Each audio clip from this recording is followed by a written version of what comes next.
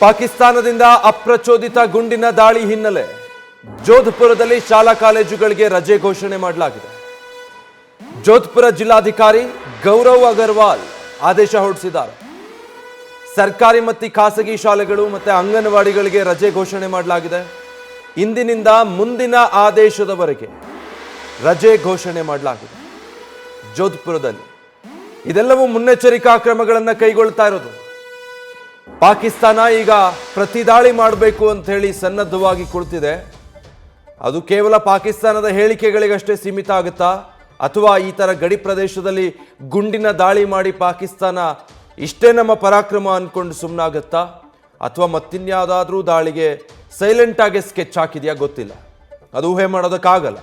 But ಒಂದೇನು ಮಾಡಬಹುದು, ನಮ್ಮ ಮುನ್ನೆಚ್ಚರಿಕೆಯಲ್ಲಿ ನಾವಿರಬಹುದು. ಹೀಗಾಗಿ ಯಾವೆಲ್ಲ ಮುನ್ನೆಚ್ಚರಿಕೆ ವಹಿಸಬೇಕು, ಯಾವ ಭಾಗದಲ್ಲಿ ದಾಳಿ ಆಗೋ ಸಾಧ್ಯತೆ ಇರುತ್ತೆ, ಮಕ್ಕಳನ್ನ ನಾಗರಿಕರನ್ನ ಹೇಗೆ ಬಚಾವ್ ಮಾಡ್ಕೊಳ್ಬೇಕು, ಅದಕ್ಕೆ ಸಂಬಂಧಪಟ್ಟ ಹಾಗೆ ಕ್ರಮಗಳನ್ನು ಕೈಗೊಳ್ತಾ ಇದ್ದಾರೆ. ಸರ್ಕಾರಿ ಖಾಸಗಿ ಶಾಲೆಗಳು ಮತ್ತು ಅಂಗನವಾಡಿಗಳಿಗೆ ರಜೆ ಘೋಷಿಸಿರೋದು ಎಲ್ಲಿವರೆಗೆ ಅಂದರೆ ಮುಂದಿನ ಆದೇಶದವರೆಗೂ ಕೂಡ. ಸ್ಪೆಸಿಫಿಕ್ ಆಗಿ ಇಷ್ಟನೇ ದಿನಾಂಕದವರೆಗೆ ಅಂತ ಅಲ್ಲ, ಪರಿಸ್ಥಿತಿ ನೋಡಿಕೊಂಡು ಅದಾದಮೇಲೆ ಮತ್ತೆ ಯಾವಾಗ ಶಾಲೆ ಕಾಲೇಜುಗಳನ್ನು ಅಂಗನವಾಡಿಗಳನ್ನು ತೆರಿಬೇಕು ಅನ್ನೋದನ್ನು ನಿರ್ಧಾರ ಮಾಡ್ತಾರೆ. ಈಗಿರೋ ಪರಿಸ್ಥಿತಿ ಉಲ್ಬಣಗೊಂಡಿರುವಂಥ ಇಂಥ ಪರಿಸ್ಥಿತಿಯಲ್ಲಿ ಅದನ್ನು ನಿರ್ಧಾರ ಮಾಡೋದು ಕಷ್ಟ ಆಗುತ್ತೆ.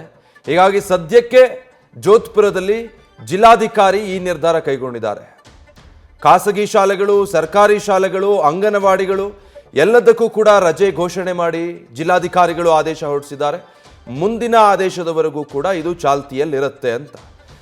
ಸೊ ಆ ಪ್ರದೇಶದಲ್ಲಿನ ಉದ್ವಿಗ್ನತೆ ಏನು ಅನ್ನೋದು ಈ ಬೆಳವಣಿಗೆಗಳಿಂದ ಅರ್ಥ ಆಗುತ್ತೆ. ಒಂದು ಕಡೆ ಬಾರ್ಡರ್ನಲ್ಲಿ ನೋಡಿದ್ರೆ ಜನರನ್ನ ಸುರಕ್ಷಿತ ಸ್ಥಳಗಳಿಗೆ ಲಿಫ್ಟ್ ಮಾಡ್ತಿದ್ದಾರೆ, ಮತ್ತೊಂದು ಕಡೆ ಶಾಲಾ ಕಾಲೇಜುಗಳಿಗೆ ರಜೆ ಕೊಟ್ಟಿದ್ದಾರೆ. ನ್ಯೂಸ್ ಫಸ್ಟ್ ನಿರ್ಭೀತಿಯಿಂದ ನಿಮ್ಮ ಪರವಾಗಿ.